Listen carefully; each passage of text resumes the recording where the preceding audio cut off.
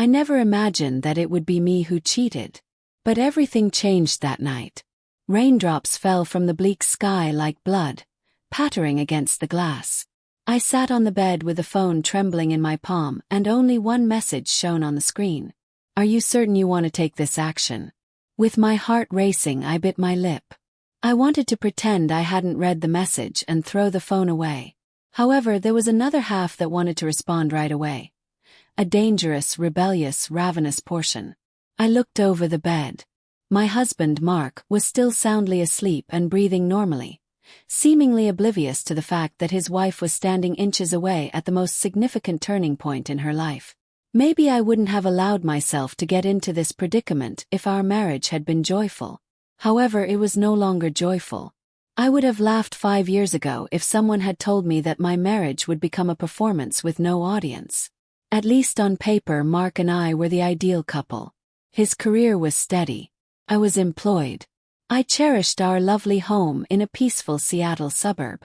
When they saw us, they believed we were living the American dream. They were unaware, however, that Mark and I were becoming more and more separated within these four walls. I initially believed it to be a passing phase. Every marriage has its ups and downs. After that, though, the talks slowed down. The chilly dinners when we had nothing else to say and just stared at one another by candlelight.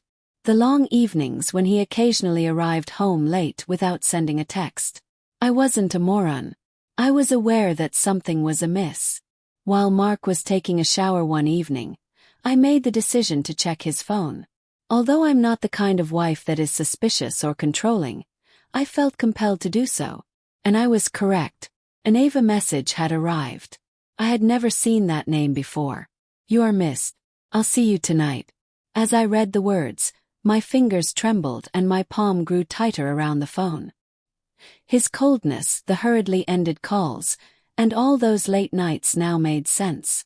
Not only was Mark aloof from me, but he was also dating someone else. In my chest, my heart fell. At that moment, I ought to have addressed him, but I refrained. I pretended not to see the phone and placed it back. I was curious about his next move. More significantly, I was curious about my next course of action. Because if Mark could cheat on me, a scary concept had started to grow inside of me. How come I couldn't? For so long I had been living like one. However, when I read Ava's text that evening, I experienced an internal awakening. Anger, bitterness, and a peculiar sensation of relief. I took a deep breath to calm myself and returned Mark's phone to its spot. I turned away, acting as though I was still reading when he emerged from the restroom. In actuality, though, a wild scheme was developing in my mind. The woman who was left behind is not someone I would be. I refused to wait for Mark to decide between her and me. Why should I continue to be faithful like a fool if he could so obviously betray me?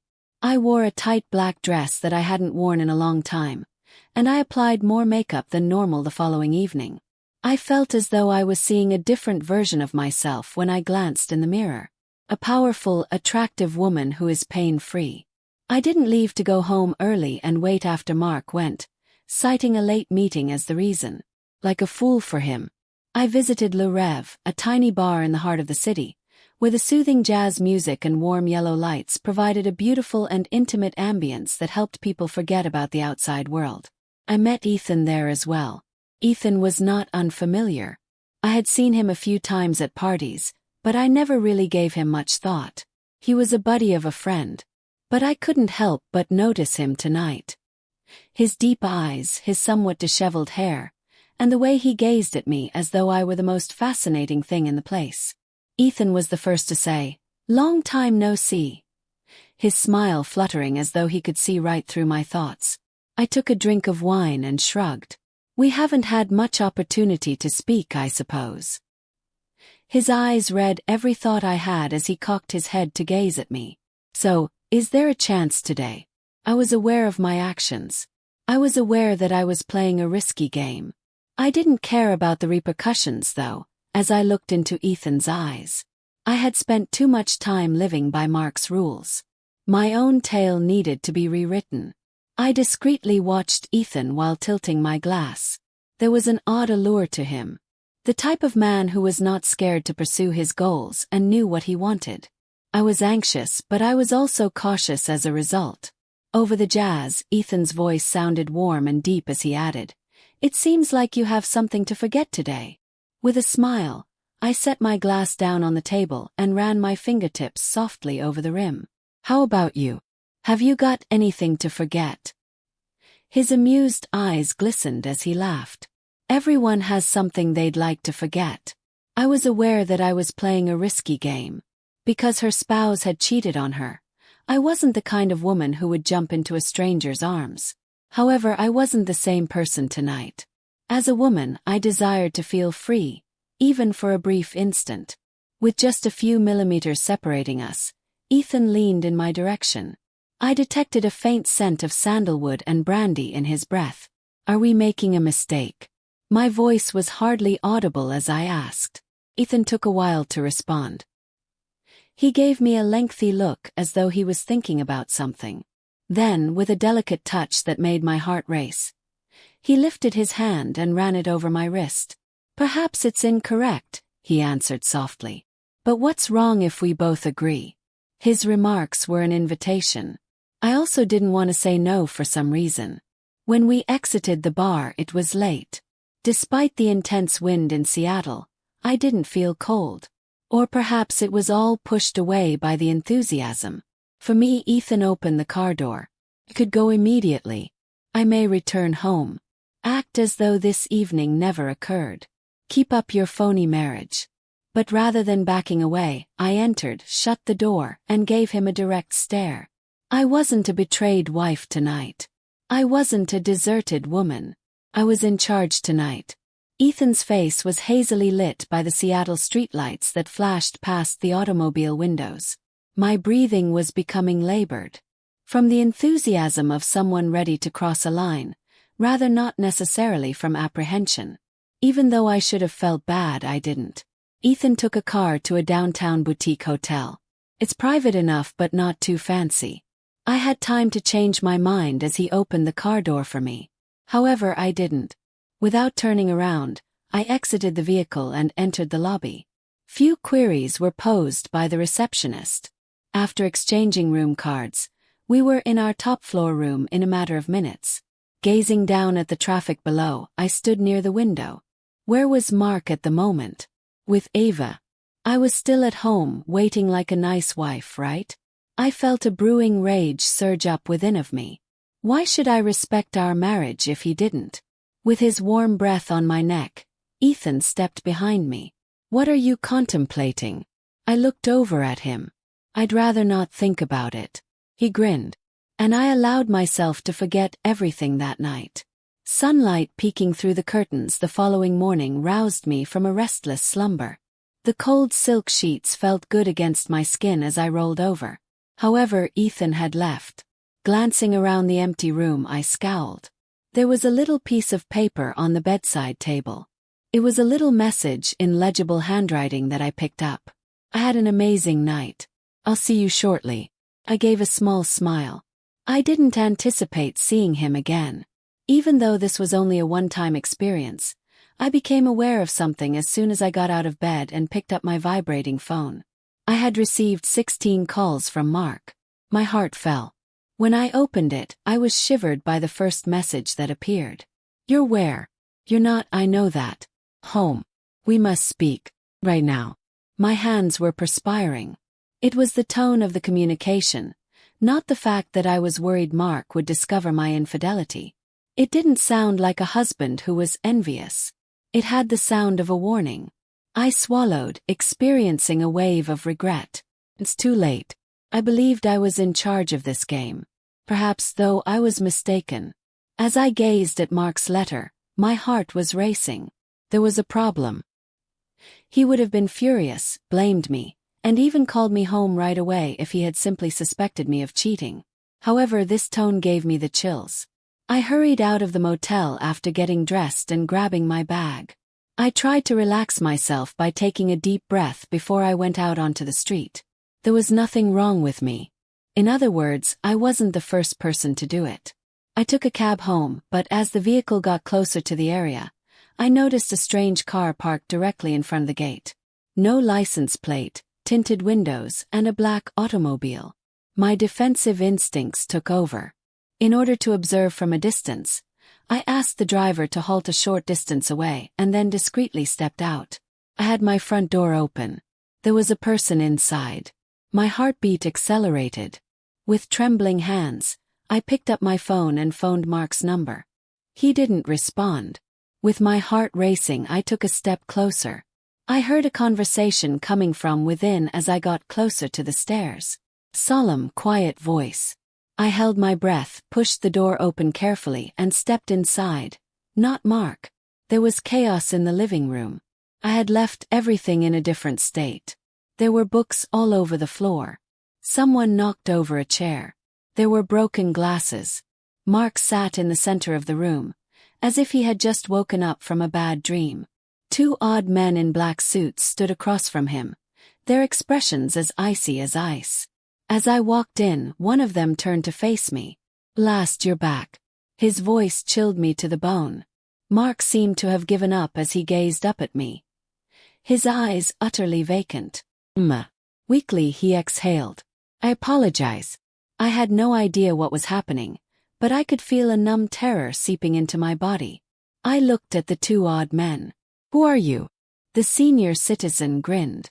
"Who do you believe you have betrayed?" "That is the proper question." I went cold. I had lied to Mark. However, was the individual I met last night a stranger in a bar, really? Or had I simply stepped into a game with rules I didn't fully comprehend? Mark gave a headshake. "You made a huge error, Emma." A shiver ran. The guy threw a hefty packet on the table after removing it from his coat, sending shivers down my spine. Ethan and I took pictures at the hotel, capturing every moment in detail. My eyes got big. His voice was eerily calm as the man folded his arms. "Your hubby is in debt. A substantial sum of money. You've created the situation now. Much worse." Looking at the pictures strewn across the table made my blood run cold. Moments I believed to be private were captured in every frame. Me going into the hotel, Ethan and I in the bar. I stared at him as though I were being drawn into an endless abyss. I was unable to speak. "Ethan." It was no coincidence. He had been observing me. Mark's eyes were filled with hopelessness as I glanced up at him. He was aware. But he was terrified rather than angry at my treachery. Actual terror. As though accustomed to this situation, the man on the other side of me folded his arms and spoke in a bland tone. "Emma, we're owed a lot of money by your spouse. A sum that he would still be unable to pay off even if he sold this residence." I shook my head, not believing it. He is merely an average office worker. Mark couldn't possibly be so indebted. The second man, who had been quiet up until this point, burst out laughing. Sarcastic, dry chuckle. "You know nothing, then." He leaned over, grabbed a picture, and swiveled it in my direction. "Are you acquainted with this man?" I took a good look. "Ethan." However, this was not the affable guy I had met at the pub in this picture. He stood by a group of men in a good suit. There were men who appeared to be equally as dangerous as those in my home. That rainy night, Ethan wasn't just any old seducer. He was a component of a greater whole. And he was using me as a pawn. Felt panic. Why attack me?" As though disappointed, the man on the other side of me shook his head. "We allowed time for your husband to settle his obligation. He looked for a way out of it.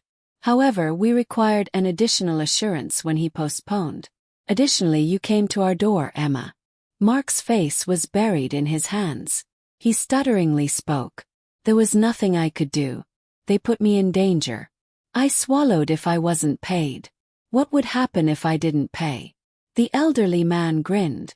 "After that, we needed to take something as valuable." My breath caught. "Me." His piercing gaze showed no mercy as he cocked his head. "Depending on your point of view, we're not bad. All we have to do is make sure the loan is settled. In one way or another." I had the impression that I was plunging into an infinite abyss. It was all due to a single error. Because I believed I could play the treachery game. However, love wasn't the only theme of this game. It was a matter of survival. What ought I to do? Am I able to run? How about the police? However, I already knew the solution. These were no ordinary men. Collectors of debt. If they had cornered Mark this far, if they could find me, assemble me. As a result, they were constantly one step ahead. There was no running. I inhaled deeply while attempting to maintain my composure. Is it possible for us to negotiate? The older man gave me a glance that seemed delighted. Emma, I appreciate your practicality. He leaned back in his chair and folded his arms. What about a bargain? I took a swallow. We don't immediately have the funds. However, there is anything I can do to assist him in repaying his loan. Somehow a job. After pausing, he slowly nodded. Perhaps you're not as foolish as I assumed. He glanced at his friends. Right now we can wait. For an instant, I exhaled a sigh of relaxation, because his gaze gave me another chill when he got up. But keep in mind that there are other people monitoring you if you consider pulling a practical joke or fleeing. I went cold. Emma, we're always watching. He reached down, grabbed the picture of Ethan and me, and shoved it into the pocket of his vest. Additionally, you still owe us money. Mark and I were left alone in the house in a suffocating silence after he walked out the door, and the two men left in silence. I looked up at Mark, panting. What is your debt? As though he didn't want to reveal the number, Mark closed his eyes. $300,000. It was excessive. There was no immediate means to pay it off. I felt the floor give way beneath me as I leaned against the table. I believed I could control everything. Thus I had started a game of betrayal. However, I was mistaken. The player was no longer me. The prey was me. I had trouble sleeping that night. I could still hear their warnings. What frightened me the most, though? That late-night text message that got through. An unidentified number. Brief message. Emma, we'll see each other shortly. The game is only getting started. I knew, and it made my heart sink. This was difficult for me to escape. This was no longer a tale of treachery. This was a survival story. Betrayal seems like an emotional game to me. However, I was mistaken. I had entered a game whose rules I didn't completely comprehend. I believed I had complete control. However, I was ultimately the target of the quest. It's not just love that leads to infidelity. It might be a game of life or death at times. I wouldn't have taken this route if I could go back in time. But there's no way out now. I must either move on or let my own faults break me. Is it possible for me to break this cycle? Tell me what you think by leaving a comment. Remember to like, share, and subscribe because my tale is far from over. Keep in mind that not being betrayed might occasionally be the most terrifying thing. Not knowing who is truly harmful is the problem.